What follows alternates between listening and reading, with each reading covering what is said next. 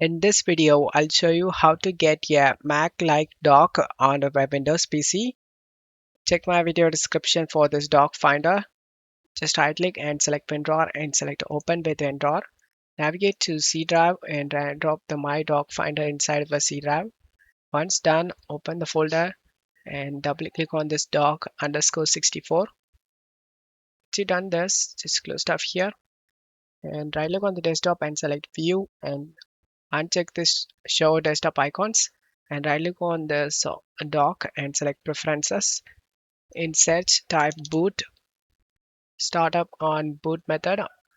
Click on drop down and set this to start as a service and select yes. Once this done, close tab here. If any icon is missing, then right click and select remove from dock. To uninstall this, right click and select preferences, go to about and scroll down to the bottom and select uninstaller, and once uninstall done, it will all get back to normal. And that's how you can install dock. Don't forget to leave a like and subscribe. Thank you.